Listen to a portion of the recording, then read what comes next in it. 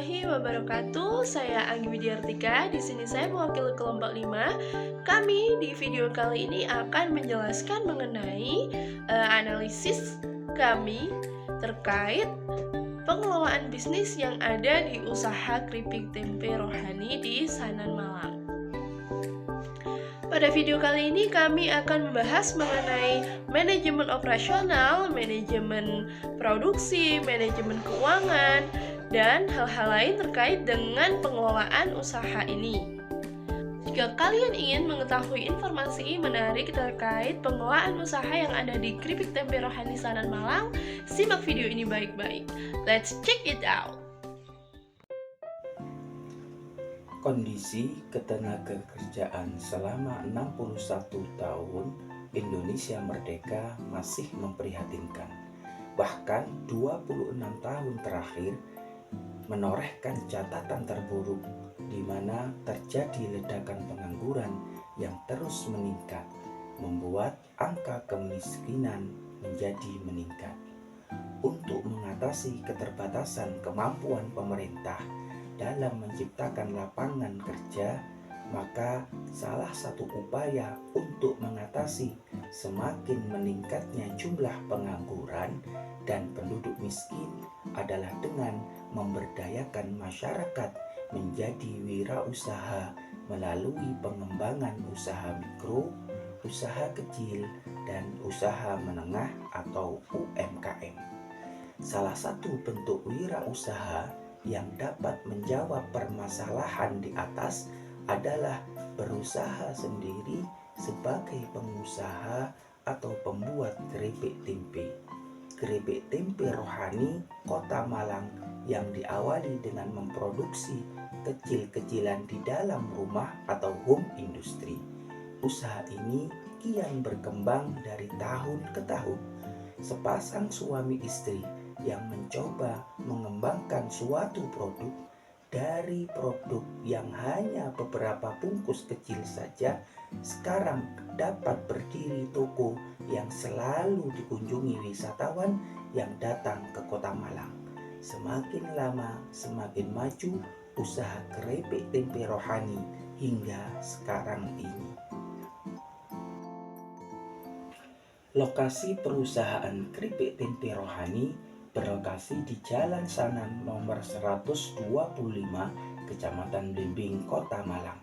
Untuk saat ini, keripik tempe rohani sudah memiliki cabang, yaitu di sebuah ruko di Jalan Tumenggung Suryo. Lokasi yang cukup strategis menjadikan perusahaan ini mudah berkembang dan mengalami kemajuan yang signifikan. Daerah Sanan di Kota Malang menjadi sentra industri pembuat tempe dan keripik tempe. Manajemen produksi. Pada awal berdirinya, kegiatan produksi hanya dilakukan oleh sang pemilik dengan suaminya. Untuk awal pembuatannya, beliau mengambil bahan baku kedelai untuk dijadikan tempe. Kemudian diolah menjadi keripik tempe. Tetapi pada tahun 1995 pemilik memulai mengambil bahan baku tempe segar dari seorang produsen tempe karena pembuatan tempe dirasa kurang efektif dan prosesnya terlalu lama. Pemasaran dengan cara memasok kepada distributor tempe dari Surabaya dan menitipkan ke rumah makan dilakukan selama 1 tahun, hingga usahanya semakin berkembang karena produknya terkenal dari mulut ke mulut konsumen yang telah mencoba produk ini, sehingga pemilik banyak mendapatkan pesanan sampai beliau tidak bisa melayani pesanan dari rumah makan yang sebelumnya dijadikan tempat pemasaran. Karena semakin banyaknya pesanan dan kurangnya tenaga kerja, akhirnya pemilik memutuskan untuk membina beberapa orang. Masyarakat binaan mulai membuka home industri keripik tempe di rumahnya dan masing-masing telah memiliki karyawan. Dalam pembuatannya, mereka harus mengikuti resep yang diberikan oleh si pemilik. Rasa dan bentuknya pun juga harus sesuai dengan keripik tempe buatan si pemilik. Alur distribusi warga binaan. Dengan berjalannya waktu, usaha Ibu Lili semakin berkembang dan beliau menerima banyak pesanan dari konsumen. Karena semakin banyaknya pesanan dan kurangnya tenaga kerja, maka Ibu Lili pada tahun 1945 memutuskan untuk membina satu orang warga yang masih memiliki hubungan saudara dengan Ibu Lili untuk membantu usahanya.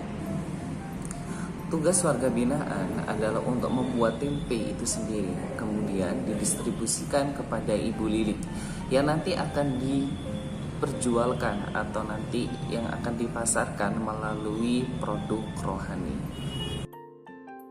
Kegiatan produksi.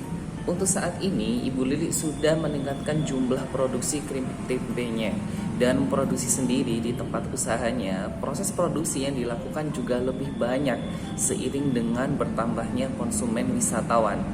Dengan lebih dikembangkan lagi seperti varian rasa, jenis olahan tempenya, dan bentuk oleh-oleh yang dijual di tokonya juga berbagai macam. Ada pria tempe, keripik tempe, aneka rasa, dan berbagai macam keripik buah. Tak lupa juga dengan berbagai minuman khas oleh-oleh Kota Malang titipan dari UMKM lain. Manajemen pemasaran. Produk yang dipasarkan di toko oleh-oleh rohani juga sangat bervariasi. Ada keripik tempe standar, keripik tempe spesial, keripik singkong, keripik buah, dan aneka minuman khas Malang. Harga yang ditawarkan pun cukup terjangkau untuk keripik tempe mulai dari Rp8.500 hingga Rp15.000. Untuk keripik buah dijual mulai dengan harga Rp18.000 tergantung dengan jenis buahnya, dan masih banyak sekali berbagai produk olahan yang ada di tempe rohani. Dari awal usaha ini berkembang, kegiatan transaksi antar pulau seluruh Indonesia dilakukan oleh Bu Lili melalui ekspedisi pengiriman. Karena saat ini sudah berkembang e-commerce yang dimiliki keripik tempe rohani, ada pembelian yang datang dari luar negeri.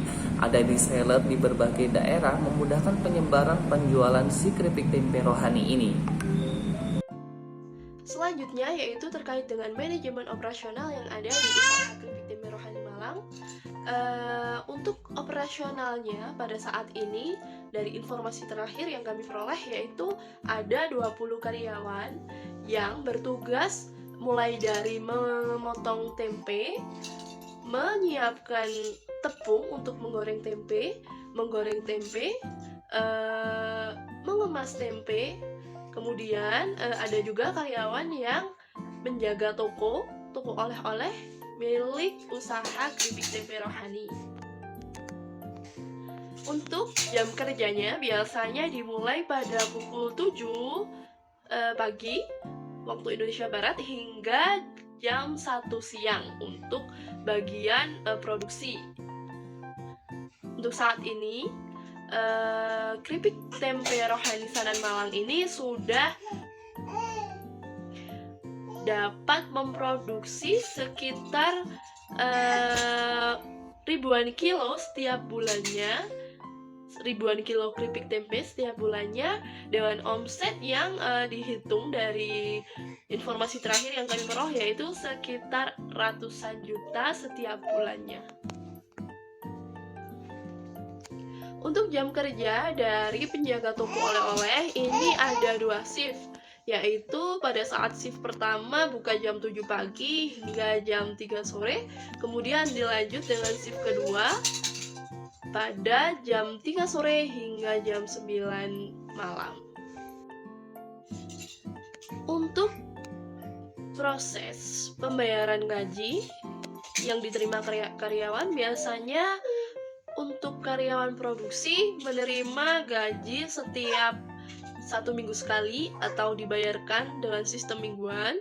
Tetapi untuk penjaga toko oleh-oleh untuk gajinya dibayarkan setiap bulan sekali atau dengan sistem bulanan. Selanjutnya yaitu manajemen keuangan. Pada tahun 2020 terjadinya pandemi COVID-19 menjadikan omset dari usaha keripik tempe rohani ini mengalami penurunan sekitar 70%. Sangat banyak sekali ya penurunannya dari tahun berdirinya pada tahun 1980-an hingga tahun 2020 pastinya terus mengalami peningkatan untuk omsetnya. Tetapi karena adanya pandemi, omset yang dimiliki usaha keripik tempe rohani ini mengalami penurunan. Adanya keterbukaan usaha keripik tempe rohani ini untuk menerima titipan produk UMKM lain untuk dijual di toko tersebut. Tentunya dengan berapa persen keuntungan yang nantinya dimiliki oleh usaha keripik tempe rohani. Pada saat ini para wisatawan sudah mulai berdatangan ke Kota Malang. Tentunya hal ini membantu usaha keripik tempe rohani ini mengalami kenaikan omset yang cukup signifikan. Pada hari sepi atau pada hari biasa, jika toko sepi, omset yang diterima atau yang diperoleh usaha keripik tempe rohani ini mencapai 2 juta rupiah per harinya.